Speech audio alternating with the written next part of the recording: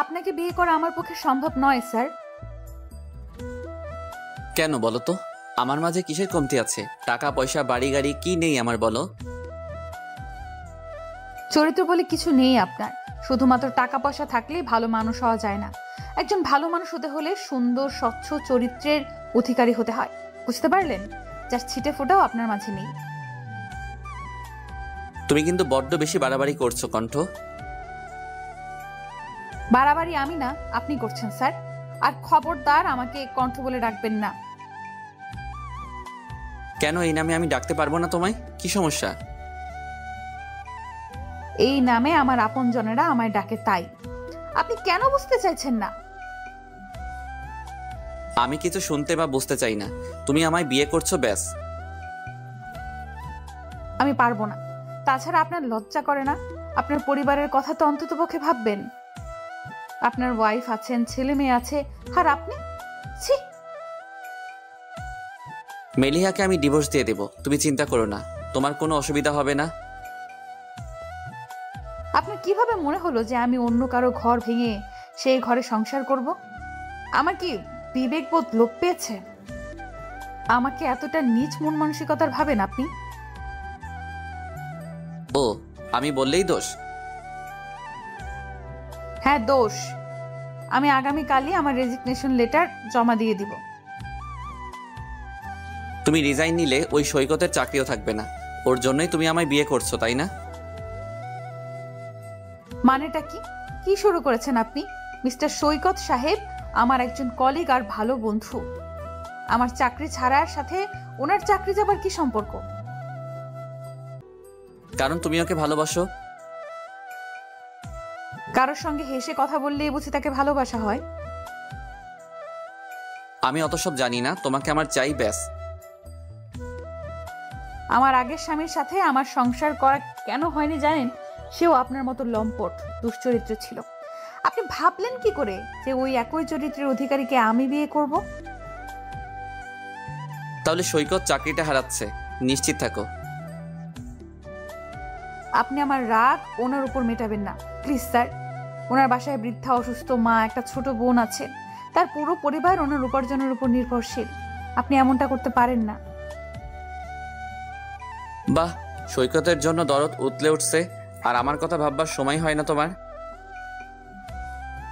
দয়া করুন মিস্টার শোভন, আমি আর কিছু শুনতে চাই না।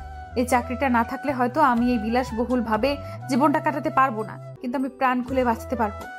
হয়তো মানিয়ে নিতে একটু কষ্ট হবে, কিন্তু রোজ রোজ এসব নোংরা কথাগুলো আর শুনতে হবে না। ভালো থাকবেন আপনি, আর কালকেই সব ডকুমেন্টস পেয়ে যাবেন। আসছি স্যার। আরে কণ্ঠ, শোনো, দাঁড়াও বলছি। Shit, damn it. চোখ মুছতে মুছতে রেস্টুরেন্ট থেকে বেরিয়ে আসলাম। এই এক কথার ঘটনা রোজ রোজ আর ভালো লাগে না। লাগবে না আমার এই চাকরি, তবুও তো আমার ইজ্জত ওই লম্পটের হাত থেকে রক্ষা পাবে। আমি শায়রে আজাদ কণ্ঠ, একটি মাল্টিন্যাশনাল কোম্পানিতে জব করছি। আমার বয়স 27 বছর।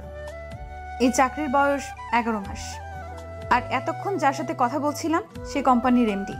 জয়নিং এর সময় থেকে তার এসব আচরণ মুখ বুজে সহ্য করে আসছি, কিন্তু আজ তিনি সব সীমা অতিক্রম করে ফেলেছেন। আর সম্ভব নয়। ও বলে রাখা ভালো, আমি ডিভোর্সি। 2 বছর আগে আমার স্বামীর সাথে আমার সম্পর্কটার ইতি ঘটে। তার সাথে 4 বছর ঘর করেছি, সে অনেক আগের কথা। সে এখন তার নতুন সংসারে খুব ভালোই আছে। তারপর থেকে জীবনের সংগ্রাম করতে করতে আজকের এই অবস্থানে পৌঁছেছি।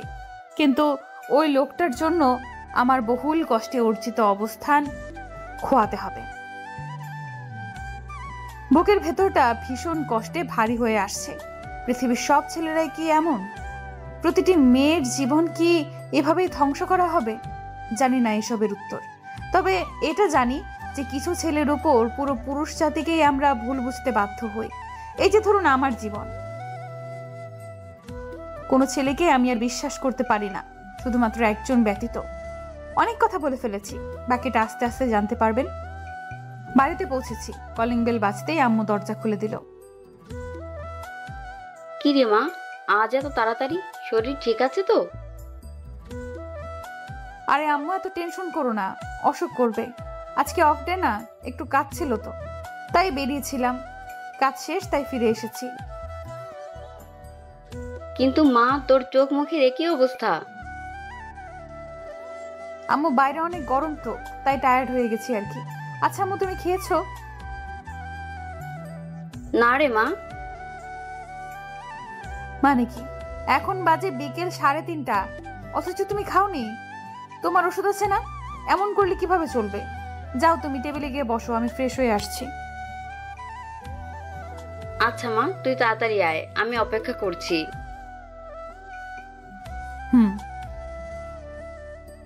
ফ্রেশ হয়ে এসে মা মেয়ে খেয়ে নিলাম। আমি ছাড়া আমার মায়ের আর কেউ নেই। একটা বড় ভাই আছে আমার, কিন্তু সে তার পরিবার নিয়ে ব্যস্ত। বৃদ্ধা মাকে দেখার সময় তার হয় না। আর আমার আব্বু, সে তো আমায় নিয়ে চিন্তা করতে করতে স্ট্রোক করে মারা গেছেন আজ 1.5 বছর। আর আমারও আমার মা ছাড়া আর কেউ নেই। খাওয়া শেষ করে আম্মুকে ওষুধ খাইয়ে রুমে চলে এলাম। রুমে এসে শুয়ে রয়েছি, কিচ্ছু ভালো লাগছে না। কিন্তু আমার যোগ্যতায় আমি হয়তো আরো ভালো কোনো চাকরি পেতে পারি। তবে কিসের মায়ায় আমার ভেতরটা ছারখার হয়ে যাচ্ছে? আমি কি সত্যি সত্যি নীল সাহেবের প্রেমে পড়েছি? আমার মতো এমন ডিভোর্সি অপয়া মেয়ের কপালে কখনো এত ভালো মানুষের সান্নিধ্য জুটবে না। কেন মিছে মায়ার বাঁধনে নিজেকে জড়াতে চাইছি? উনি অনেক ভালো কাউকে ডিজার্ভ করেন। আমাকে চাকরির পাশাপাশি নীল সাহেবের মায়াকেও ছাড়তে হবে। তার জীবনে আমার মতো অপয়ার কোনো স্থান নেই। আর ওই অফিসে থাকা মানেই একটা জানোয়ারকে প্রতিনিয়ত সহ্য করা, আর কুনজরে থাকা, কুপ্রস্তাব শোনা। এর চেয়ে মরে যাওয়াই শ্রেয়। আর কালকে নীল সাহেবের স্যারের ব্যাপারে সব জানাতে হবে, কেননা বলা যায় না আমার উপরে জমে থাকা ক্ষোভ থেকে যদি নীলের কোনো ক্ষতি করে দেয়। তাই নীলকে সতর্ক করাটা আমার কর্তব্যের মাঝেই পড়ে।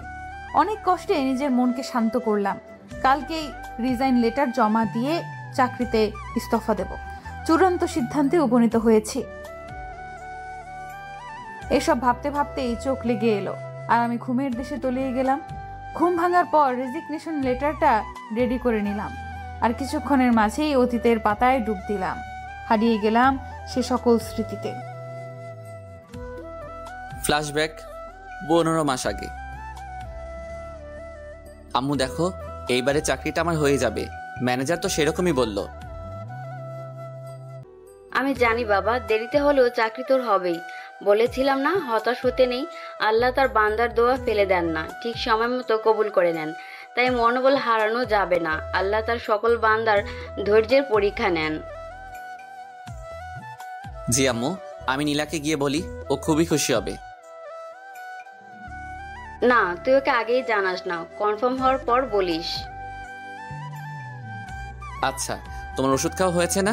গিয়ে একটু রেস্ট নাও, আমি টিউশনিটা করিয়ে আসি। কয়টায় আসবি? রাত 8টার মাঝে চলে আসবো। আচ্ছা। আমি সৈকত ইভান নীল। আমার বয়স 31 পেরোলো। পরিবারের বড় ছেলে, এখনো বিয়ে থা করিনি। আর এতক্ষণ যার সাথে কথা বলছিলাম তিনি আমার শ্রদ্ধেয় মা। আমার বাবা মারা গেছেন যখন আমার বয়স মাত্র 7 বছর। আমার ছোট বোন সাগরিকা ইভান, নীলার বয়স তখন মাত্র 1.5 বছর। আমার মা আমাদের অনেক কষ্টে লেখাপড়া করিয়েছেন। সেই সময়টাতে কেউ আমাদের পাশে ছিল না। তিনি নিজের সমস্ত সুখ বিসর্জন দিয়ে হাড় ভাঙা খাটুনি খেটে আমাদের এত বড় করেছেন। বাবার গড়িয়ে দেয়া সব স্বর্ণের গহনা বিক্রি করে আমাদের লেখাপড়া করিয়েছেন। এসব ভাবলেই বুকের ভেতরটা তীব্র কষ্টে হাহাকার করে। অনেক বছর ধরে চাকরি খুঁজছি, কিন্তু হয়নি কখনো। এবারেরটাই হয়তো আমার শেষ ইন্টারভিউ। তবে মনে হচ্ছে চাকরিটা হয়ে যাবে। এখন কিছু টিউশন করিয়ে সংসার চালাচ্ছি, মাস শেষে হিমশিম খেতে হয়। ছোট বোনটা সব চাওয়া পূরণ করতে পারি না, মায়ের চিকিৎসা ঠিকমতো করতে পারি না। কিন্তু নীলা বা আম্মু কখন এসব নিয়ে কিছু বলে না, কিন্তু নিজের কাছেই কষ্ট লাগে। এই দুঃখ কি সহজ হয়? মাঝে মধ্যে নিজেকে সবচেয়ে হতভাগা মনে হয়। এইসব ভাবতে ভাবতে স্টুডেন্টের বাড়ি পৌঁছে গেলাম। সবগুলো টিউশন শেষ করে মাত্রই বেরোলাম। এখন 7:30 বাজে। আজ 3 স্টুডেন্টের বাসাতেই বেতন দিয়েছে। আম্মুর ওষুধ কিনতে হবে, আবার বাসার বাজারও করতে হবে। হঠাৎ ফোনটা বেজে উঠল। যেই কোম্পানিতে জবের ট্রাই করেছিলাম সেখানকার ম্যানেজারের ফোন।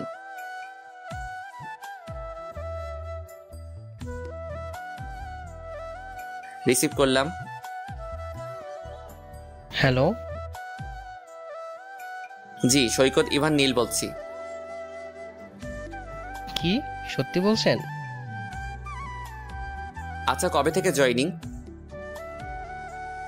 কাল থেকেই। ওকে, আমি সব ডকুমেন্টস নিয়ে আসবো। অবশেষে চাকরিটা আমার হয়েছে, কি যে খুশি লাগছে। বাসার জন্য মিষ্টি নিয়ে যাই। সব কাজ শেষে বাড়িতে পৌঁছেছি। কলিং বেল বাজালাম। আম্মু দরজা খুলে বলল, আয় বাবা, ভেতর আয়। আম্মু নীলাকে ডাকো। এ কি বাবা, এত বাজার করেছিস কেন? আর মিষ্টি? নীলা নিশ্চয়ই আবার তোর কাছে বায়না করেছে। এই মেয়েকে নিয়ে আমি আর পারি না। ছেলেটা আমার এত কষ্ট করে মাথার ঘাম পায়ে ফেলে সংসার চালায়, আর ওর শুধু আবদার, এটা চাই ওটা চাই, খালি চাই আর চাই। আহা আম্মু, কাঁদছো কেন? আর আমি কি একটাবারও বলছি নীলা আমার কাছে বায়না করেছে? আমার চাকরিটা হয়ে গেছে আম্মু, তাই বাজার করেছি বেশি করে, আর মিষ্টি এনেছি। বাবা সত্যি তো চাকরি হয়েছে? হ্যাঁ, এবার চোখ মুছো। নীলা কই তুই? এই তো আমি ভাইয়া, বলো ডাকছো কেন? আগে মিষ্টি মুখ কর, আমার জব হয়ে গেছে রে বোন। ওয়াও ভাইয়া, এত বড় একটা নিউজ, আমার খুব ভালো লাগছে, আমি খুব খুশি ভাইয়া। এবার থেকে তোর যা লাগবে সব বলবি আমায়। হুম। আম্মু তুমিও খাও, হা করো। আরে থাম, এই তো নিয়েছি। এরপর থেকে আমাদের ভালো দিন আসতে লাগলো। সারাদিন অফিস, আর দিন শেষে আমার পরিবারের সাথে কাটানোর সময় আমার মাসিক বেতন 70,000 নির্ধারিত হয়। বেশ স্বাচ্ছন্দ্যেই আমার চাকরি জীবন চলছিল। 4 মাস পর একটা মেয়ে চাকরিতে জয়েন করে। মেয়েটা বেশ আলাদা, খুব চুপচাপ, যাকে বলে ইন্ট্রোভার্ট, কিন্তু তার নামটা যথেষ্ট সুন্দর, সায়রী আজাদ কণ্ঠ। কিছুদিনের মাঝে ওর সাথে আমার বেশ সখ্যতা গড়ে ওঠে। আমরা কলিগের পাশাপাশি খুব ভালো ফ্রেন্ড। ওর জীবনের ঘটনাগুলো শুনে খুব কষ্ট পেয়েছিলাম। মেয়েটা এইটুকু বয়সে কতটা কষ্ট সহ্য করেছে। অফিসে একমাত্র আমার সাথেই ও অনেক কথা বলতো, তবে অনেক কথাই নিজের মাঝে লুকিয়ে যেত। অফিসে আসার পর সব ঠিকই থাকতো, কিন্তু যখনই ও এমডি স্যারের রুমে যেত তখনই চুপ হয়ে যেত। জিজ্ঞেস করেছে অনেক, কিন্তু ও কথা এড়িয়ে গেছে। আমার দেখা মতে স্যার লোকটা বেশি সুবিধার না। ওনাকে ঘিরে অনেক মেয়েঘটিত ঘটনা রটেছে। আমার মনে হয় উনি কণ্ঠের সাথেও এমন কোনো আচরণ করেন, কিন্তু ও যদি চুপ থাকে আমি তো স্যারের বিরুদ্ধে কোনো স্টেপ নিতে পারবো না। যতই দিন যাচ্ছে ওর প্রতি একটা আলাদা টান, মায়া অনুভব করছি। আমার ওকে খুব ভালো লাগে, ইনফ্যাক্ট আমি ওকে ভালোবেসে ফেলেছি, কিন্তু কোনোভাবেই ওকে জানানো বা বলা হয়ে ওঠেনি। এভাবেই কেটে যাচ্ছিল দিন, আর আমার মনে ওর জন্য অনেক সুপ্ত অনুভূতি জন্ম নিচ্ছে। মেয়েটা রোজ তার নতুন নতুন গুণে আমাকে মুগ্ধ করছে। খুব পরিশ্রমী আর কর্মঠ একটি মেয়ের জলজান্ত উদাহরণ হলো কণ্ঠ। এক কথায় সুপার উইমেন, তবে কণ্ঠ বেশ রহস্যময়ী। ওর সব কথায় কাজে একটা কিন্তু রয়ে যায়। ওকে বুঝতে হলে প্রচুর গবেষণা করতে হবে বলে আমার মনে হয়। মেয়েটা কারোর সাথে বেশি মেশে না বা কথা বলে না, আর ছেলেদের পারতপক্ষে এড়িয়ে চলে। যদিও জানি ওর জীবনের ঘটনা, তবু বিষয়টি খুবই অদ্ভুত লাগে। ও কি তবে খুব বেশি ঘৃণা করে ছেলেজাতকে? আমি মাঝে মাঝে ভাবি ওর হাজবেন্ড ওর সাথে কেন এমন করলো। আজকের পৃথিবীতে ওর মতো ভদ্র সুশ্রী মেয়েকে নিজের জীবনে পাওয়াটা কত কঠিন, তাও আবার জীবন সঙ্গিনী হিসেবে। আমার খুব আফসোস হয়। আবার একটা কথা খুব জানতে ইচ্ছে হয়, আচ্ছা মানুষ কি কষ্ট দেওয়ার জন্য নিজের আপনজনকেই বেছে নেয়? অথবা কেউ কি জেনে শুনে তাকে প্রচণ্ডভাবে ভালোবাসা মানুষটার বিশ্বাস ভরসা ধূলিসাৎ করে দিতে পারে? আম্মুর ডাকে আমার ধ্যান ভাঙলো। আমি চকিত হয়ে সেই দিকে তাকালাম যেখানটায় আমার আম্মু রয়েছে। কি হয়েছে আম্মু, শরীর খারাপ লাগছে? আমায় ডাকলে যে? না বাবা, আমি ঠিক আছি, তোর সাথে কিছু কথা ছিল। তুমি বলো, কথা বলার জন্য অনুমতি চাইছো কেন? আসলে বড় হয়েছিস তো তাই। আমি তোমার কাছে এখনো সেই ছোট্ট নীল। তা বললে কি চলবে বাবা? আচ্ছা কি বলবে তুমি? আব্বু, এবার তুই বিয়েটা করে ফেল, বয়স তো পেরিয়ে যাচ্ছে। আমার দেখাশোনা করেই তো জীবন পার করে দিলি, এবার অন্তত পাখি নিজের কথাটা ভাব। করবো তো, সময় হলে ঠিক করব। এই কথা তো বিগত 4 বছর যাবৎ শুনিয়ে আসছিস। নীলার বিয়েটা দিয়ে তারপর আমিও বিয়ে করব। যা ভালো বুঝিস। আর কথা বাড়াইনি, আর আম্মু বাড়াইনি। ঘুমানোর প্রস্তুতি নিলাম এবং একসময় ঘুমিয়ে পড়লাম। অফিসে জয়েন করেছি 2 মাস মতন হয়েছে। এই অফিসের কারোর সাথেই আমার তেমন পরিচয় নেই, আবার কথাও তেমন একটা হয় না। তবে একটা মানুষের সাথে কথা না বলে থাকতে পারি না। সেই মানুষটা হলো নীল সাহেব। ওনার কথাবার্তা, পার্সোনালিটি সবটাই আমায় মুগ্ধ করেছে। অফিসে একমাত্র ওনার সাথেই আমি অনেক কথা বলি। অফিসে ওনার প্রচুর সুনাম রয়েছে। সবটাই ঠিক ছিল, শুধুমাত্র একটি বিষয় ছাড়া, আর সেটা হলো অফিসের এমডি। ওনার কথা, চালচলন সবটা যেন নোংরা কিছু ইঙ্গিত করে। আমি যথেষ্ট শালীনতা বজায় রেখে চললেও উনি পারেন না আমাকে চোখ দিয়ে সম্পূর্ণ গিলে খান। এত বাজে চাহনি ওনার। নীল সাহেব হয়তো বিষয়টা আন্দাজ করতে পারেন। সে সব সময় আমাকে অফিসে আপসেট হয়ে থাকার কারণ জিজ্ঞেস করেন, কিন্তু আমি বিষয়টা এড়িয়ে যাই, কারণ আমি চাই না আমার জন্য নীল সাহেব কোনো ঝামেলায় জড়িয়ে পড়ুক।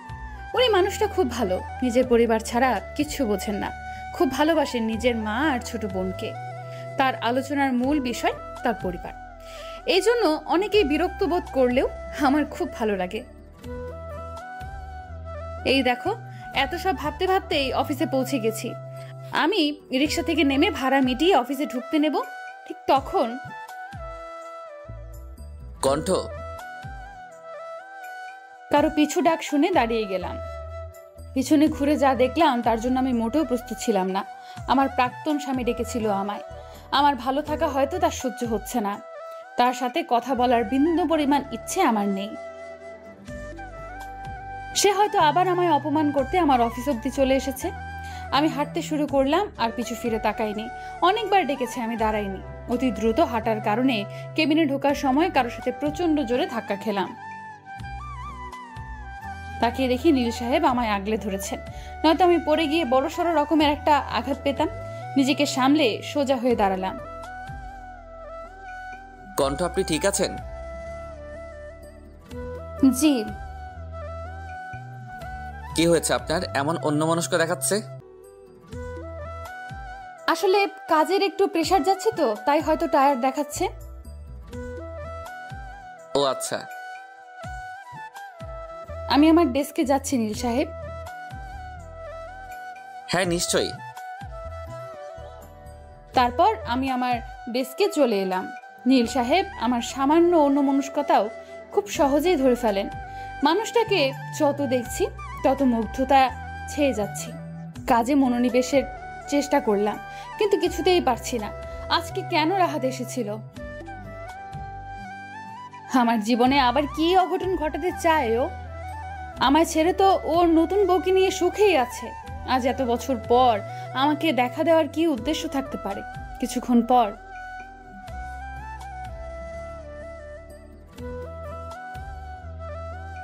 জি, আপনি যান, আমি আসছি। স্যার, আসবো? আসুন মিস কণ্ঠ। কোনো দরকার ছিল স্যার? কেন, তোমায় কি সবসময় দরকারের জন্য ডাকতে হবে? এমনি কি তোমায় আমি ডাকতে পারি না? আসলে স্যার ঠিক তা নয়।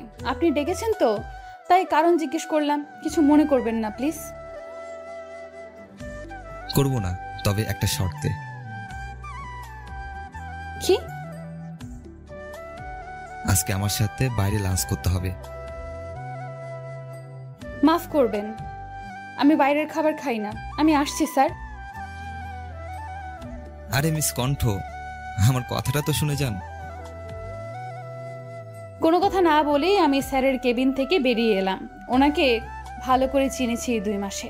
আজ কফি, কাল লাঞ্চ, পরশু ডিনার, আর যতক্ষণ ওনার সামনে ছিলাম মাথা থেকে পা অবধি না হয় হাজারো বার স্ক্যান করেছে। অসভ্য লোক কোথাকার। তারপর আমার ডেস্কে বসে আবার কাজ শুরু করলাম। লাঞ্চের সময়। ব্যস্ত নাকি? আরে নীল, না কিছু বলবেন?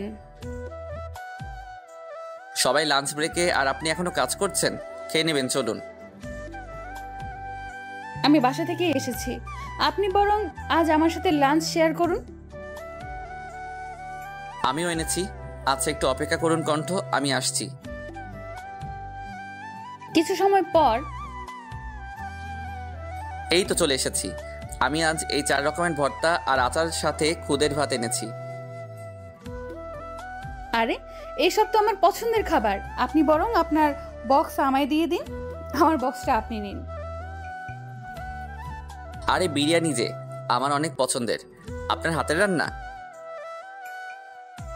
জি। আচ্ছা, খাওয়া শুরু করুন।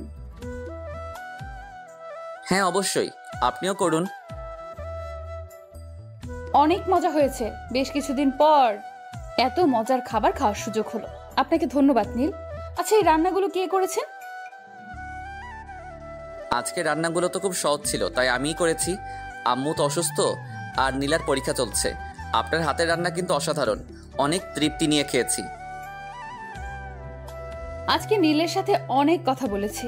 উনি অবশ্য আমাকে সকালের কথা আবার জিজ্ঞেস করেছিলেন, কিন্তু আমি বরাবরের মতো এড়িয়ে গিয়েছি। আগামী সপ্তাহে অফিস থেকে একটা ট্যুরের আয়োজন করা হয়েছে, কারণ বেশ অনেকদিন যাবৎ কাজের প্রচুর চাপ ছিল। সকলেই ক্লান্ত, তাই সকলের চাঙ্গা করতে এই উদ্যোগ। আমি অবশ্য যেতে চাইছিলাম না, কিন্তু নীলের অনুরোধ ফেলতে পারিনি। মানুষটা খুব ভালো। যতটা দেখছি ততটাই অবাকের চরম পর্যায়ে পৌঁছে যাচ্ছি। আমি যেন তার খুব আপন কেউ। আমায় নিয়ে তার চিন্তার যেন অন্ত নেই। এখন বাইরে ঝুম বৃষ্টি পড়ছে। গ্রীষ্মের তীব্র উত্তাপে এই কয়টা দিন প্রকৃতি পুড়েছে। আজকের বৃষ্টি যেন শান্তির বর্ষণ হয়ে নেমেছে, যা প্রকৃতির পাশাপাশি প্রতিটি হৃদয় শীতল করে দিচ্ছে। অনেক রাত হয়ে পড়েছে।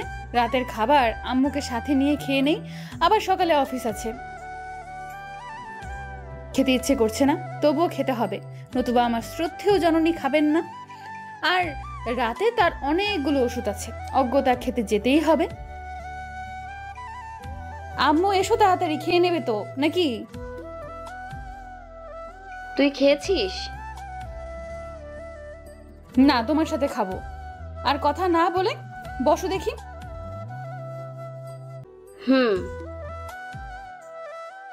খাবার খাওয়া শেষে বারান্দায় এসে বসলাম। দেখলাম আমার ফোন বাজছে। নীল ফোন করেছে। রিসিভ করলাম। কোনো দরকার নীল? কোনো দরকার ছাড়া বুঝি আপনাকে কল করতে পারি না কণ্ঠ? ঠিক তা নয়, অনেক রাত হয়েছে তো, তাই ভেবেছিলাম হয়তো কোনো দরকার। খেয়েছেন? জি, আপনি? আসলে ঘুম আসছিল না, তাই আপনাকে কল করলাম। সমস্যা নেই। এইভাবেই অনেকটা সময় নীলের সাথে কথা বলে কাটিয়ে দিলাম। কথায় কথায় রাত 1টা পার হয়ে গিয়েছিল। তারপর ফোন রেখে ঘুমিয়ে পড়লাম। তবে অনেকদিন পর এভাবে কারো সাথে মন খুলে কথা বলে নিজেকে বেশ হালকা লাগছে। আজকে অফিসের ট্যুর। আমরা শ্রীমঙ্গলে যাচ্ছি। যদিও ট্যুরের পেছনে একটা মহৎ উদ্দেশ্য লুকায়িত রয়েছে, আর তা হলো আমাদের অফিসের একটা শাখা কিছুদিন আগেই ওখানে খোলা হয়েছে। ফলে আমাদের অনেক ক্লায়েন্ট ওখানে রয়েছে, তাই আমরা একটা ডিল করতে যাচ্ছি শ্রীমঙ্গল। যদিও সবাইকে নিয়ে যাওয়া হচ্ছে সেখানে, তাই ডিলের প্রয়োজনে যাওয়া হলেও সবার মাঝে ট্যুরের আমেজ রয়েছে। আমাদের 24 জনকে নিয়ে যাওয়া হচ্ছে। দুটো দলে সদস্যদের ভাগ করে নেওয়া হয়েছে। অনেকেই পারিবারিক বিভিন্ন কারণে আমাদের সাথে যোগদান করতে পারেনি, তাই আমাদের সঙ্গী হিসেবে 24 জন অবশিষ্ট রয়েছে। আমি এমডি স্যার ও কণ্ঠ একই দলে রয়েছি। আমি কণ্ঠকে আর আপনি বলে কথা বলি না, তুমি বলেই কথা বলি। তবে ও এখন আপনি বলে, এটাই নাকি ওর স্বাচ্ছন্দ্য, তাই আমিও কিছু বলিনি। কারণ কারো কমফোর্ট জোন থেকে তাকে বের করাটা তার জন্য অস্বস্তিকর। এখন সকাল 8টা বাজে। 8:45 অফিসের সামনে সকলে একত্রিত হব। তারপর আমরা মাইক্রোবাসে করে শ্রীমঙ্গলের উদ্দেশ্যে যাত্রা করব। আমি বাসা থেকে বেরিয়ে কণ্ঠকে কল করলাম। হ্যালো কণ্ঠ, তুমি বেরিয়েছো? না নীল, আপনি? আমি তোমার বাসার সামনে আসছি। আমার 5 মিনিট লাগবে, আমি বেরোচ্ছি। আচ্ছা, এসো তুমি। বেশ কিছুক্ষণ হাঁটার পর আমি কণ্ঠের বাসার সামনে পৌঁছালাম। অপেক্ষা করতে থাকলাম। হঠাৎ পরিচিত আওয়াজ শুনতে পেয়ে আওয়াজের উৎসের দিকে তাকিয়ে দেখলাম কণ্ঠ এসেছে। ও একটা তাঁতের শাড়ি পরেছে। সাথে ম্যাচিং হিজাব, আর মুখে কোনো প্রসাধনীর চিহ্ন নেই। বেশ লাগছে ওকে। শাড়িটা গাঢ় নীল রঙের, যা ওকে খুব মানিয়েছে। মেয়েটার গায়ের রং চাপা, যার ফলে সব রঙের সাথেই ওকে মানানসই লাগে। আমি কতক্ষণ যে এক দৃষ্টিতে ওর দিকে তাকিয়েছিলাম জানা নেই। মনে হচ্ছে আমার সামনে কোনো হুড় দাঁড়িয়ে আছে। কখনো কোনো মেয়েকে দেখে আমার এমনটা অনুভব হয়নি। ওই প্রথম ব্যক্তি যাকে দেখে আমার সবটা থমকে গেছে। হঠাৎ শরীরে কোনো হাতের অস্তিত্ব পেলাম। ভালো করে তাকিয়ে দেখলাম কণ্ঠ আমায় ডাকছে। নীল, আপনার কি হয়েছে? কখন থেকে ডাকছি, আপনি কোনো সাড়াই দিচ্ছেন না। কোথায় হারিয়েছিলেন? আরে কিছু হয়নি, খেয়াল করিনি তোমার কথা। তা কোন খেয়ালে ডুবেছিলেন শুনি? তোমার খেয়ালে কণ্ঠ। কথাটা ফিসফিসিয়ে বললাম। কিছু বললেন? না কণ্ঠ, চলো তাড়াতাড়ি, গাড়ি মিস হয়ে যাবে। চলেন। কিছুক্ষণ পূর্বেই আমাদের মাইক্রোবাস ছেড়ে দিয়েছে। মোট 3টে মাইক্রো লেগেছে। আমি কণ্ঠ একই মাইক্রোতে। এমডি আমাদের পরের গাড়িতে রয়েছেন। তবে তিনি বেশ ক্ষুব্ধ হয়েছেন, কারণ কণ্ঠকে তিনি তার গাড়িতে উঠতে বলেছিলেন, কিন্তু ও কিছু উসিলা দিয়ে এই গাড়িতে রয়ে গেল। ব্যাপারটা স্যার কিছুতেই হজম করতে পারিনি, যা বুঝলাম। সে যাই হোক, ভালোই হয়েছে। গাড়ির ড্রাইভারের পাশের সিটে আমি বসেছি, আর কণ্ঠ, শিলা এবং মেহেক আমার পিছনের সিটে। তারপরের সিটগুলোতে কারা উঠেছে খেয়াল করিনি। আরে নীল ভাই, এত চুপচাপ কেন? আমি হেসে বললাম, এমনি। কি বলবো বলো? শুনেছি আপনি অনেক ভালো গান গাইতে পারেন। বাইরে ঝুম বৃষ্টি হচ্ছে, একটা গান তো হতেই পারে। কি বলো শিলাকণ্ঠ? না, গান অনেক আগে ছেড়ে দিয়েছি। গলা আর আগের মতো নেই। গিয়ে শুনান নীল সাহেব, দেখি আপনার গলা কতটা খারাপ হয়েছে। তবে তাই হবে, কিন্তু একটা শর্ত আছে। বেশ আগ্রহ দীপ্ত হয়ে কথাটা বলল কণ্ঠ। বলে ফেলুন নীল সাহেব, শুনি আপনার শর্ত। বেশ হেসেই কথাটা বললাম, আমি গান গাইবো, তবে আমার সাথে একজন ফিমেল আর্টিস্ট লাগবে। বিরক্তি নিয়েই বলল, আমি গান টান গাইতে পারি না বাবা। আমি শিলাকে প্রশ্নটা করলাম, শিলা তুমি গাইবে আমার সাথে?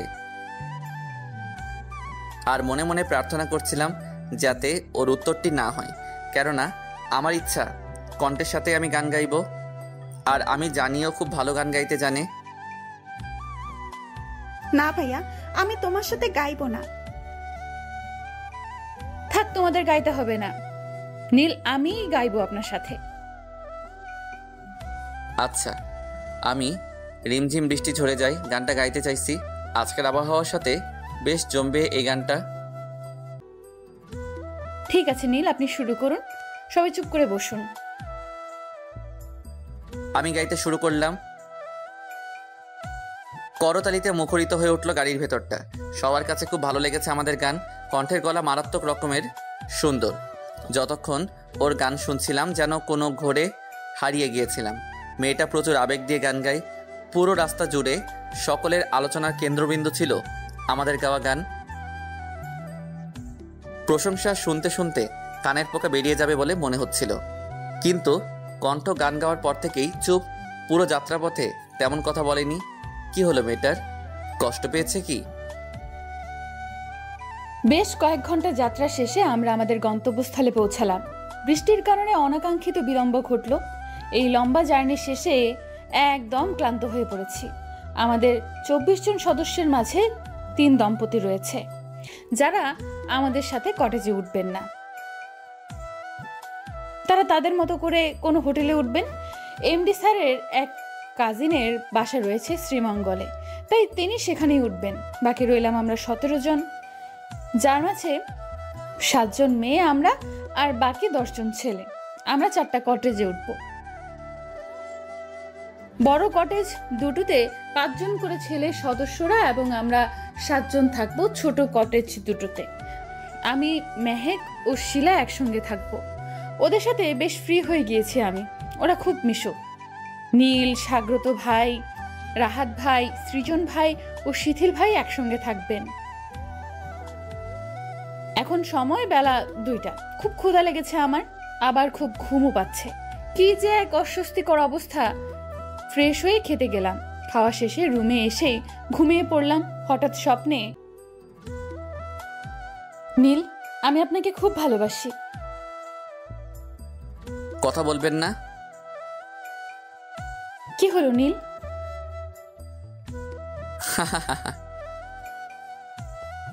এভাবে হাসছেন কেন? ওইদিকে কেন যাচ্ছেন? চারদিকে এমন ধোঁয়াময় হয়ে যাচ্ছে কেন? আপনার শরীরে কি হয়েছে? চামড়া এমন দেখাচ্ছে কেন?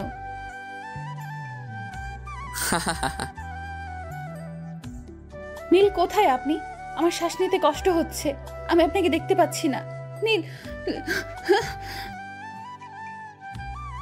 হঠাৎ ধরফড়িয়ে উঠে বসলাম।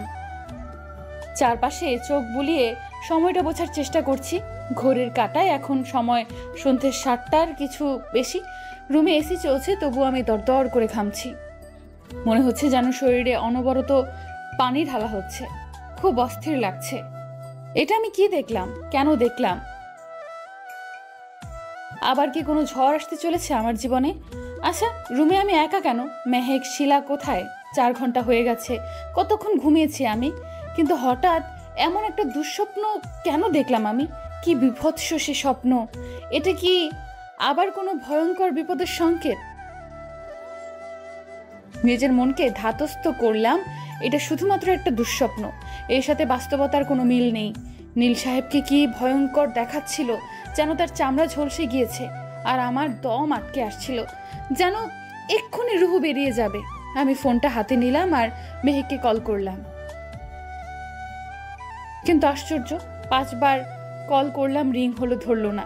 ভাবলাম হয়তো সাইলেন্ট করা, তাই শিলাকে কল করলাম। ফলাফল শূন্য। তাকেও ফোনে পেলাম না, তাই ফোন রেখে ফ্রেশ হতে গেলাম। ফ্রেশ হয়ে রুম লক করে কটেজ থেকে বেরোলাম। রিসেপশনে গিয়ে ম্যানেজারকে জিজ্ঞেস করলাম, আপনি কি জানেন আমার অফিস কলিগরা কোথায়?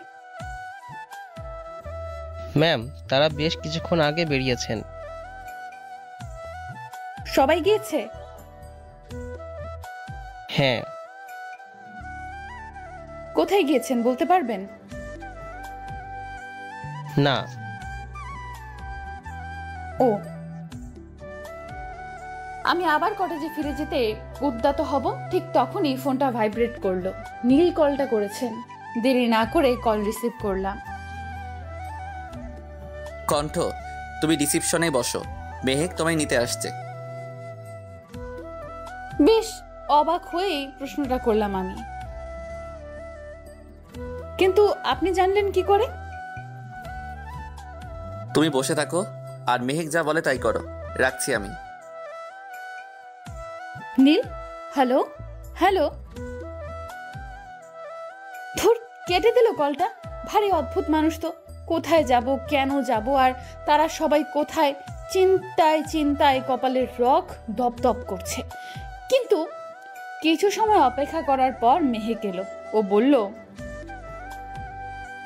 কি গো মহারানী, আপনার ঘুম ভাঙলো অবশেষে?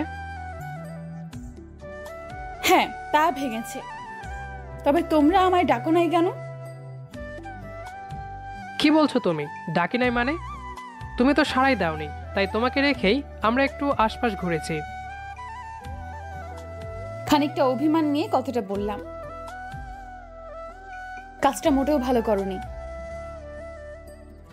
আচ্ছা হয়েছে, মান অভিমানের পালা এখন তোলা থাক। তাড়াতাড়ি চলো আমার সাথে। হুম। এই, কোথায় যাচ্ছ? কেন, তুমি না তোমার সাথে আমায় যেতে বললে? এভাবে তো যাওয়া যাবে না। কেন, আমার ড্রেসটা কি দেখতে ভালো না? এটা চেঞ্জ করে আসবো? না, ড্রেস ঠিক আছে, কিন্তু তুমি চোখ খোলা রেখে যেতে পারবে না। তো আমি চোখ বন্ধ করে হাঁটবো নাকি? আরে বোকা, আমি তোমার চোখ বেঁধে তোমাকে ধরে ধরে নিয়ে যাব। আমি বিরক্তিতে ভ্রুজগল কুঁচকে বললাম, কেন আমি পারবো না? মেহেক খানিকটা গম্ভীর হয়ে বলল, নীল ভাই তোমাকে কল করেছিল? হ্যাঁ। কিছু বলে নাই? বলেছে অনেক কিছু। আমার কথা শুনতে বলে নাই? বলেছে, কিন্তু কোনো কিন্তু না, চুপচাপ আমার কথা শোনো। আচ্ছা। মুখ বাঁকাচ্ছ কেন? তোমায় মারতে নিয়ে যাচ্ছি না, হয়ে গেছে, চলো। শক্ত করে ধরবে কিন্তু, হোঁচট খেলে তোমার খবর আছে। বেশ, তবে তাই হবে। মেহেকের হাত ধরে গুটি গুটি পায়ে এগিয়ে চলছি। মনে হচ্ছে সবে হাঁটতে শিখেছি। কেমন একটা অদ্ভুত অনুভূতি। আবার একটা বিষয়ে ভেবে খুব কষ্ট হচ্ছে। সামান্য এইটুকু পথ চোখ বন্ধ করে হাঁটতে কতটা কষ্ট হচ্ছে, অথচ যারা অন্ধ জন্মগতভাবেই, তাদের কষ্টের কথা মনে হলেই বুকের ভেতরটা হাহাকার করে ওঠে। আল্লাহ যেন কাউকে এই কষ্টের জীবন না দেন, এই দোয়া মনে মনে করছি। হঠাৎ পথ চলা বন্ধ হলো, অর্থাৎ আমরা আমাদের গন্তব্যস্থলে পৌঁছে গেছি। চোখের বাঁধন খোলার জন্য চোখে হাত দিতে যাব, তার পূর্বেই কেউ আমার হাত খপ করে ধরে ফেললো। হাতটা মেহেক নয়, তা বেশ বুঝতে পারছি। শক্ত বলিষ্ঠ কোনো পুরুষালী হাতের ছোঁয়া পেতেই শরীর বেয়ে এক শিরশিরানি অনুভূতি যেন ছুটে গেল। আমি কম্পিত গলায় কিছু বলতে যাব, তার পূর্বেই সেই হাতের মালিক আকুতির স্বরে বলে উঠল, আর কিছুক্ষণ অপেক্ষা করো কণ্ঠ। অবাক হয়ে প্রশ্ন করলাম, নীল আপনি? হ্যাঁ, এসো আমার সাথে। মেহেক কোথায়? সামনে আছে। আচ্ছা, নীল কি করতে চাইছে? উত্তরের অপেক্ষায় উত্তেজনা বেড়ে চলেছে। খানিকটা হাঁটার পর আমরা থামলাম। আমি এবার উচ্চস্বরেই বলে ফেললাম, আর কতক্ষণ এভাবে? আমি বোধহয় অন্ধ হয়ে যাব। কোনো সারা শব্দ পেলাম না। হঠাৎ কেউ আমার চোখে বাঁধা কাপড় সরিয়ে নিল। অনেকটা সময় অন্ধকারময় ছিলাম বলে আলোর সাথে মানিয়ে নিতে কিছুটা সময় লাগলো। এরপর সামনে যা দেখলাম তার রাগে, ক্ষোভে, ক্রোধে আমার শিরায় উপশিরায় যেন অগ্নিস্ফুলিঙ্গা ঝলকানি বয়ে গেল। জীবনের সবচেয়ে ঘৃণিত জঘন্য কিছু প্রত্যক্ষ করলাম। কপালের রগে টান অনুভব হচ্ছে, বুকের ভেতরে অস্বাভাবিক যন্ত্রণা হচ্ছে, শ্বাস নিতেও হিমশিম খাচ্ছি, বুকটা হাঁপড়ের মতো ওঠানামা করছে, যেন শ্বাসকষ্টের রোগী আমি। কি অদ্ভুত না? আমরা কণ্ঠকে চমকে দিতে ওর জন্মদিন উদযাপনের সামান্য আয়োজন করেছি। সবটাই হয়েছে আমার বুদ্ধিতে। তবে এমডি স্যারকে জানানো হয়নি, যেহেতু কণ্ঠ বরাবরই তাকে অপছন্দ করে। কিন্তু এখন মনে হচ্ছে কাজটা করা ঠিক হয়নি। কণ্ঠের চোখের কাপড় খুলে দেওয়ার পর ভেবেছিলাম ও খুব খুশি হবে, কিন্তু এখন ওর চোখ মুখের ভাব দেখে যা বুঝতে পারছি তা হলো ও মোটেও খুশি হয়নি। কিন্তু কেন? ওর হাত পা অসম্ভব রকম কাঁপছে, চোখের বর্ণ টকটকে লাল হয়ে গিয়েছে। মনে হচ্ছে চোখ দিয়ে সবকিছু জ্বালিয়ে পুড়িয়ে ভস্ম করে দেবে। আমি ওর কাছে এগিয়ে গেলাম এবং ডাকলাম, কণ্ঠ। ওর কম্পিত গলায় প্রশ্নটা করলো, এসব কে করেছে নীল? আমরা সবাই মিলে করেছি। কেন, পছন্দ হয়নি? কেন করলেন? কে বলেছিল এসব করতে? আমি হতবাক হয়ে তাকিয়ে রইলাম। কি এমন হলো যে মেয়েটা এইভাবে রিয়াক্ট করলো? সম্বিত ফিরে পেতে আমি বললাম, কেন, কি হয়েছে বলবে তো? আপনারা সবাই শুধু আমাকে কষ্ট দিতে জানেন। যখনই সবটা ভুলে আবার নতুন সূচনা করতে চাই, ঠিক তখনই আমার অতীত আমাকে স্মরণ করিয়ে দিয়ে বোঝাতে চান আমার জীবনে আনন্দের কোনো স্থান নেই। কেন কেন এমন করেন? আমি কি ক্ষতি করেছি আপনাদের? কথাগুলো বলতে বলতে কান্নায় ভেঙে পড়ে কণ্ঠ। উপস্থিত সকলেই হতভম্ব হয়ে যায়। কি এমন হলো যার দরুন কণ্ঠ এহেন আচরণ করছে, আমার বুকের ভেতর ছ্যাদ করে উঠল। আচ্ছা, নিজের অজান্তেই কি ওকে অনেক বেশি কষ্ট দিয়ে ফেললাম? ওর কান্নার হৃদয় বিদারক শব্দে আশপাশের পরিবেশ বাতাস ভারী হয়ে উঠেছে। এত কষ্ট লুকিয়ে রেখেছিল ও ওর মনে, কেউ যে এগিয়ে গিয়ে ওকে সান্ত্বনা দেবে সেই সাহসটাও কারো হচ্ছে না। আমি রেস্টুরেন্টের করিডোরের এক প্রান্তে অসহায়ের মতো দাঁড়িয়ে রইলাম। কথা বলার চেষ্টা করছি, কিন্তু মুখ থেকে একটা টু শব্দ বেরোচ্ছে না। বেশ খানিকটা সময় কণ্ঠ কাঁদল। তারপর শিলা ও মেহেক ওকে ওর কান্নার কারণ জিজ্ঞাসা করল। কণ্ঠের জন্মদিন ঘিরেই তার জীবনের সকল তোলপাড়ের সূচনা।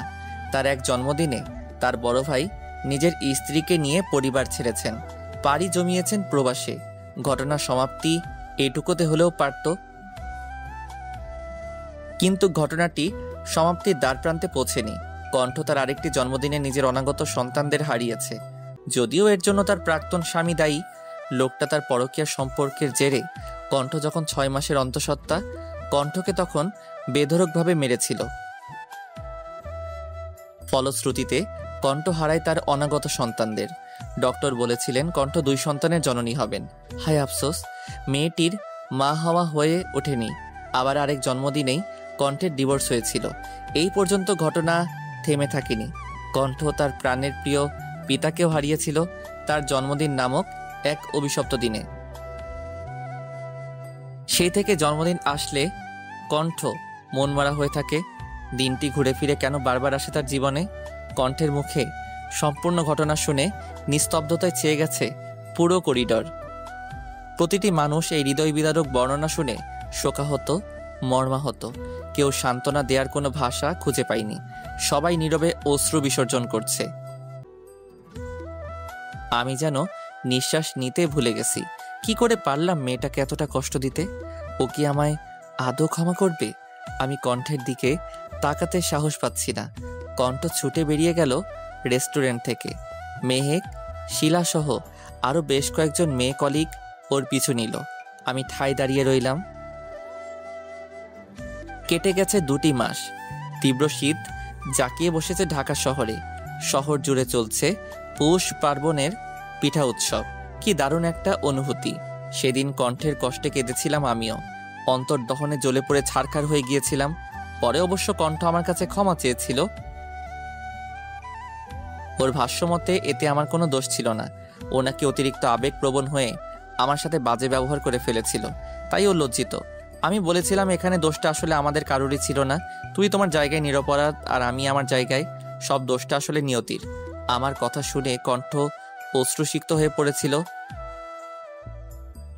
এরপর কিন্তু আমাদের বন্ধুত্বটা আরো মজবুত হয়েছিল। আজকে কেন জানি এসব ভাবতে খুব ভালো লাগছে। তবে সেই দিনের সেই ঘটনা, কণ্ঠের আর্তনাদ আমার হৃদয়কে আজও কাঁদায়। মনে হয় সবকিছুর জন্য আমি দায়ী। ধ্যান ভাঙলো আম্মুর ডাকে। আজ অফিস নেই, সাপ্তাহিক ছুটির দিন শুক্রবার। নীলাব্বু, কি হয়েছে আম্মু? কিছু বলবে? হ্যাঁ বাবা। বলে ফেলো। অপেক্ষা করছো কেন? তুই এবার বিয়েটা করে ফেল। করব। কবে করবি বাবা? সময় হলেই করব। সেই সময়টা কবে আসবে শুনি? মা, নীলা কোথায়? কথা ঘুমাচ্ছিস? না তো। তোকে বলে কোনো লাভ নেই। আরে আম্মু, যা রাগ করে চলে গেল। আম্মুর সবসময় এক কথা, বিয়ে কবে করবি? আমার আর ভালো লাগে না। আমি কতবার বলেছি নীলাকে বিয়ে দেওয়ার পর নিজে বিয়ে করব। ওর লেখাপড়া শেষ হতে আর বেশি দিন বাকি নেই। আশা করা যায় আগামী 2 বছরের মাঝেই আমার বোনটার পড়া শেষ হবে। আমি ওর বিয়েটা খুব ধুমধাম করে দিতে চাই, তাই ওর জন্য কিছু টাকা জমিয়েছি। আমার আজকাল কেন জানি মনে হয় আমি হয়তো আর বেশি দিন বাঁচবো না। তাই আমার অবর্তমানে আমার পরিবারের যাতে কোনো কষ্ট না হয় সেই ব্যবস্থা করছি। আম্মুর চিকিৎসা আর নীলার বিয়ে, এই দুটো দায়িত্ব পালন করতে পারলেই আমি মুক্ত। সেই লক্ষ্যে কিছু টাকা ব্যাংকে ডিপোজিট করে রেখেছি। হয়তো আমি না থাকলে আর যাই হোক আমার পরিবারকে পথে নামতে হবে না। ভাবনায় বিচ্ছেদ ঘটিয়ে আমার ফোনটা বেজে উঠল। কণ্ঠের কল। উদগ্রীব হয়ে রিসিভ করলাম। নীল, বলো কণ্ঠ।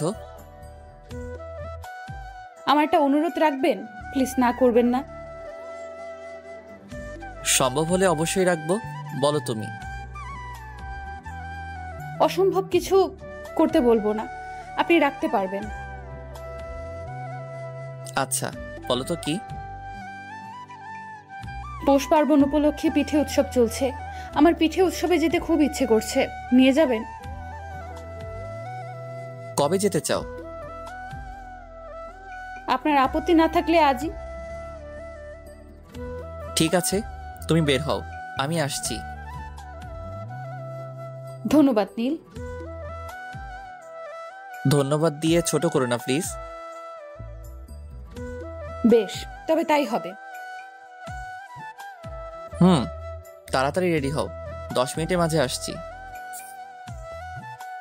আচ্ছা আসুন। নীলের সাথে কথা বলে চট করে তৈরি হয়ে নিলাম। আজকে হালকা করে সেজেছি, চোখে গাঢ় কাজল, পুরো মুখে হালকা ফেস পাউডার এবং ঠোঁটে একটা নুট কালারের ম্যাট লিপস্টিক।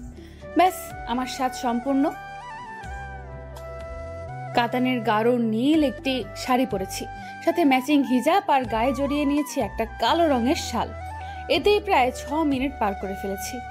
না, এবার বেরোতেই হবে। নীল হয়তো এসে পড়েছে এবং আমার জন্য অপেক্ষা করছেন। উফ, বাইরে কি ঠান্ডা, আমার হাত পা বুঝি জমে যাবে। মা, দরজা লাগিয়ে দাও, আমি আসছি। এই বলে জোরে হাঁক দিলাম। কোথাও যাচ্ছিস মা? মামুনি, একটু বের হচ্ছি, তাড়াতাড়ি ফিরে আসবো। আচ্ছা মা, সাবধানে যাস, আর বেশি রাত বাইরে কাটাস না। কিঞ্চিত হেসে বললাম, যথা আজ্ঞা মাতাজি। গেটের বাইরে বেরিয়ে দেখি নীল সাহেব ফোনে স্ক্রল করছেন। আমি হালকা করে কাশলাম সাড়া পাওয়ার জন্য, কিন্তু নীল তো কোনো পাত্তাই দিলেন না। কি এমন দেখছেন ফোনে যার জন্য আমায় ওনার চোখেই পড়ল না? তারপর হেঁটে ওনার সামনে গিয়ে জোরে জোরে গলা ছাড়লাম।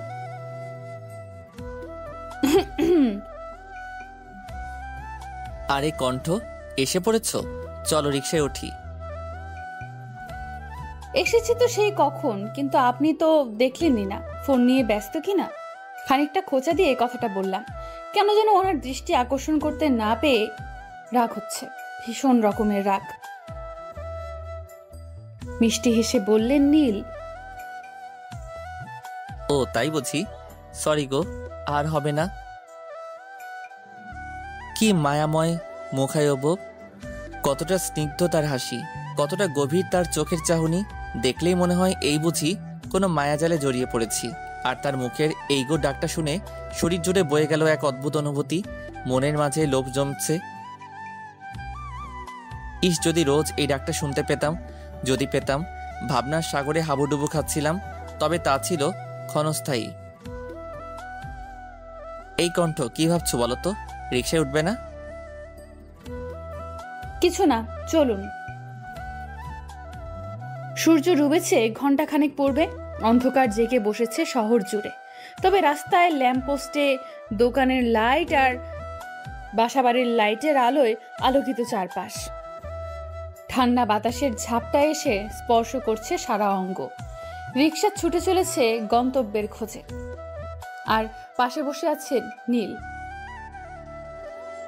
তবে আমাদের মাঝে আরো 2-1 বসতে পারবে বলে মনে হয়।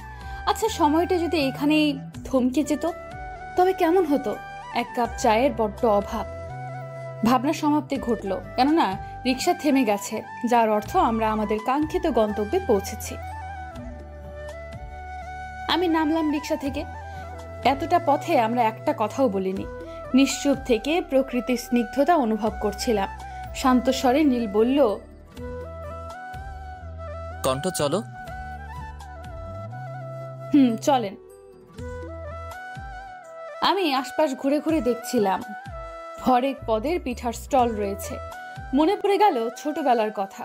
শীতের সময় গ্রামে যখন বেড়াতে যেতাম তখন কত পিঠা খেতাম, আর এখন তো বাসায় সেভাবে পিঠা তৈরি করাও হয় না, তাই খাওয়া সৌভাগ্য হয়ে ওঠে না। চারপাশ পিঠার সুঘ্রাণে ম ম করছে।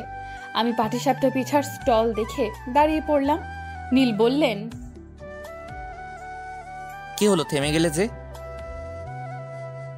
কপাল কুঁচকে কথাগুলো বললাম আমি। পৌষ পার্বণের পিঠা উৎসবে এসেছি কি করতে? শুধু কি ঘুরে ঘুরে দেখবো, খাবো না? না, তা হবে কেন? তা কোন পিঠে খাবে? আপাতত পাটিসাপটা দিয়ে শুরু করব, তারপর ভেবে দেখছি আর কি টেস্ট করা যায়। তবে শুরু করা যাক। আমরা পাটিসাপটা, ভাপা পিঠা, চিতই পিঠা, খেজুর পিঠা, দুধ চিতই পিঠা, বিবিখানা পিঠা সহ আরো অনেক রকমের পিঠা টেস্ট করলাম। অসম্ভব মজা ছিল পিঠাগুলো। এত পিঠা খেয়ে ফেলেছি যে এখন হাঁটতে হিমশিম খেতে হচ্ছে। তবুও খুব উপভোগ্য ছিল মুহূর্তগুলো। নীলের একই অবস্থা। হঠাৎ নীল বলে উঠলেন,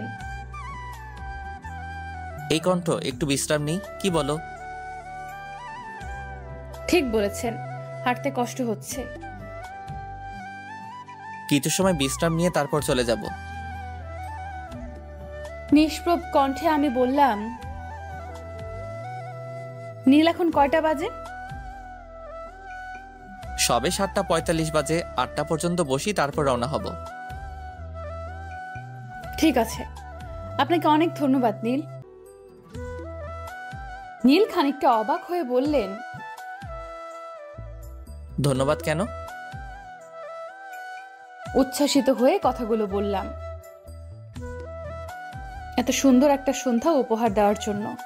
এটা আমার জীবনের অন্যতম একটি সুন্দর মুহূর্ত, আমার কাটানো সবচেয়ে ভালো সন্ধ্যা।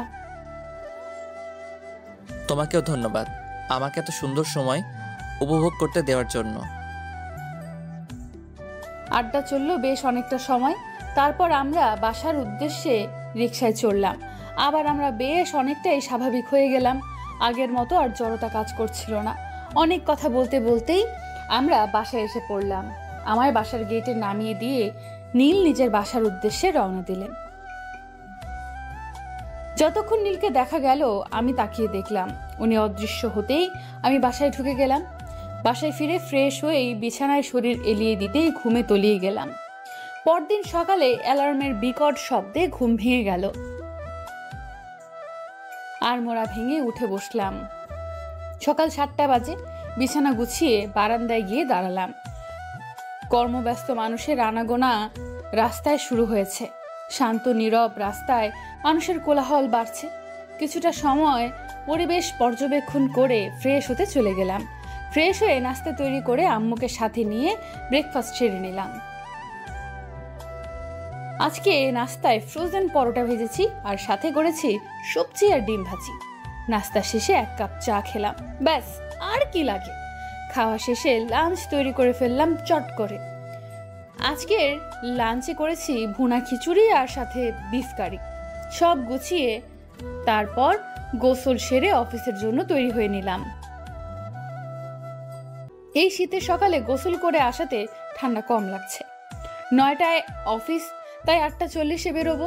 আম্মুকে ওষুধ খাইয়ে বিদায় নিয়ে বের হয়ে পড়লাম। আজকে কিছু ডিল সাইন হবে। তারপর রিক্সা নিয়ে নিলাম। বেশ অনেকটা সময় পর অফিসে এসে পৌঁছালাম। ভাড়া দেওয়ার সময় পেছন থেকে এমডি স্যার ডাকলেন আমায়। মিস সায়রি, জি স্যার, বলেন। আপনি রোজ এমন রিক্সায় করে যাতায়াত করেন কেন? আমার যা সামর্থ্য আমি তাই করি স্যার। আহা, রেগে যাচ্ছেন কেন? আপনি চাইলে আমি রোজ আপনাকে পিক করতে পারি, কিন্তু আপনার এত কষ্ট করার কোনো প্রয়োজন নেই। আমি রিকশায় চড়ে স্বাচ্ছন্দ্য পাই। আশা করি আপনি বুঝতে পেরেছেন। আমি আসছি স্যার, কিছু ফাইল চেক করতে হবে। একটু পরেই তো মিটিং। গম্ভীর স্বরে কথাগুলো বলে চলে আসলাম। একরাশ হতাশা নিয়ে বললেন তিনি, আচ্ছা আপনি যান। অফিসে পৌঁছেই অনেকগুলো ফাইল ঠিক করছিলাম। বেশ অনেকক্ষণ পর কণ্ঠ আসলো। ও প্রথমে ওর ডেস্কে গেল, তারপর আমার কাছে এসে বলল, নীল, আপনি আমার এই ফাইলগুলো চেক করে দেন তো। আমি দেখেছি, তারপরও একটু দেখে নেন। তুমি দেখলে তাতে কি আর ভুল থাকতে পারে? তবুও তোমার অনুরোধ রাখতে দেখছি। আপনি সব সময় একটু বেশিই বলেন। আচ্ছা, তুমি রেখে যাও, আমি দেখে তোমায় দিয়ে আসবো, কেমন? জি অবশ্যই। বেশ অনেকক্ষণ পর এমডি স্যারের রুমে কণ্ঠকে যেতে দেখলাম। তারপর প্রচুর চিৎকারের আওয়াজ শুনতে পেলাম। বুঝতে পারলাম স্যারের সাথে কণ্ঠের নিশ্চয়ই কোনো ঝামেলা হয়েছে। ছুটে গেলাম সেখানে। গিয়ে দেখি স্যার কণ্ঠের গায়ে হাত তুলতে যাচ্ছিলেন। আমি তাড়াতাড়ি করে ওনার হাত ধরে ওনাকে আটকে দিলাম। উনি উত্তেজিত হয়ে হাত ছুটতে লাগলেন। তারপর অফিসের অন্যান্য স্টাফরাও ছুটে আসেন এই কোলাহলের শব্দে। কণ্ঠ চোখ মুখ শক্ত করে দাঁড়িয়ে আছে, রাগেও ফোঁসফোঁস করছে। আমি এখানে সময় মতো না পৌঁছালে মারাত্মক কিছু একটা হয়ে যেত। কিন্তু কি এমন হলো, হঠাৎ এমন রণাঙ্গনে পরিণত হয়েছে কেন? অনেক কৌতূহল মনে চেপে রেখে পরিস্থিতি শান্ত করার চেষ্টা করছি। তারপর সুযোগ বুঝে কণ্ঠকে নিয়ে বেরিয়ে এলাম। আজকের ক্লায়েন্ট মিট আপ আপাতত স্থগিত করা হয়েছে। কিছুই বুঝে উঠতে পারলাম না। মুহূর্তের মাঝে অফিসের পরিবেশ পাল্টে গেল। সবাই অবশ্য স্যারকে হাত তোলার অবস্থা দেখেনি, শুধুমাত্র উত্তেজিত অবস্থায় দেখেছে। তারা ধারণা করছে যে কোনো ইম্পর্টেন্ট ফাইল হয়তো বা কণ্ঠ ভুল করেছে, তাই স্যার এতটা উত্তেজিত হয়ে পড়েছেন। কিন্তু আমার মন বলছে অন্য কিছু। কণ্ঠকে জিজ্ঞেস করতে হবে। আজকে অফিস তাড়াতাড়ি ছুটি হয়ে গেল। কণ্ঠ কোনো কথা না বলেই চলে গেল। আমিও আর কিছু বলিনি ওকে। রাতের আকাশ মেঘাচ্ছন্ন হয়ে রয়েছে। শিশির বিন্দু জানালার গ্রিলে জমেছে, মনের কোণেও মেঘ জমেছে। হৃদয় উঠোন জুড়ে আজ শুধুই বিষণ্ণতা। কোথাও কি শান্তি নেই? কেন জীবন এত তোলপাড়? জীবন যদি থমকে যেত। বারান্দায় বসে এই কথাগুলো এক মনে ভাবছে কণ্ঠ। কি তার অপরাধ? মেয়ে হয়ে জন্মানোটাই হয়তো তার জীবনের মস্ত বড় অপরাধ। বুক চিরে বেরিয়ে এলো একরাশ দীর্ঘশ্বাস। আজকে এমডি স্যার আবারও কণ্ঠকে অপমান করেছে। নীলের সাথে দু চারটা কথা হেসে বলেছে বলেই কি সে বেহায়া? এতটা নীচ কেন মানুষের মন মানসিকতা? রেগে গিয়ে কণ্ঠ কম কথা শোনায়নি ওই লোকটাকে। পরবর্তীতে মিস্টার শোভন অবশ্য কণ্ঠকে কল করে দুঃখ প্রকাশ করেছে। প্রতি উত্তরে কণ্ঠ ছিল নিশ্চুপ। কালকে কণ্ঠকে শোভন একটা রেস্টুরেন্টে দেখা করতে বলেছে। কণ্ঠ জবাবে হ্যাঁ সূচক উত্তর করেছিল। যেহেতু অফিসে চাকরি করতে হবে, তাই বসের কথা না শুনে কি কোনো উপায় আছে? রাতে নীল অনেকবার কল করেছিল কণ্ঠকে, কিন্তু সে রিসিভ করেনি। তার মন পাড়া যে আজ বিষণ্ণতার চাদরে ঢেকে আছে, তাই এই বিষণ্ণতার সময়টা একান্তেই নিজের সাথেই কাটাতে ভালো লাগে তার। বর্তমানে হঠাৎ করেই হারিয়েছিলাম অতীতের পাতায়। ফোনের ভাইব্রেশনে ফিরে এলাম বর্তমানে। স্ক্রিনে স্যার লেখাটা জলজল করছে। লোকটা আসলে চাই কি? বলেছি তো তাকে আমি বিয়ে করতে পারবো না। এমন নির্লজ্জ বেহায়া মানুষ আমি আমার জীবনে দুটো দেখিনি। কলটা কেটে দিলাম। সময় এখন সন্ধ্যে 7:30। আকাশ মেঘাচ্ছন্ন হয়ে রয়েছে। আমার জন্ম হয়েছিল বোধহয় কষ্ট পাওয়ার জন্যই। হয়তো মৃত্যুই পারবে আমাকে এসব থেকে মুক্তির পথ খুঁজে দিতে। কিন্তু আমার আম্মুর কি হবে আমি না থাকলে? মানুষটা যে আমি ছাড়া আর কেউ নেই, ছেলে থেকেও নেই। এমন সন্তান গর্ভের কলঙ্ক। আল্লাহর কাছে একটাই প্রার্থনা সব সময় করি, আমার অবর্তমানে যেন আমার মায়ের কোনো কষ্ট না হয়। অনেক হতাশ আমি আমার জীবন নিয়ে। কত স্বপ্ন ছিল জীবন নিয়ে, অথচ সব স্বপ্নই রয়ে গেল, বাস্তবে রূপ পেল না। না হতে পারলাম কারো ভালোবাসার মানুষ, আর না হতে পারলাম মা, না হতে পারলাম জীবনে প্রতিষ্ঠিত। কি হলো, কেন হলো? সবটাই ধোঁয়াশা, যার নেই কোনো উত্তর। ভাবনা চিন্তারাও আজকাল খাপছাড়া হয়ে গেছে। আজ যদি নীলের মতো একজন জীবন সঙ্গী পাশে পেতাম, হয়তো তার কাঁধে আমার মাথাটা রেখে সব কষ্টগুলো দুজনায় ভাগ করে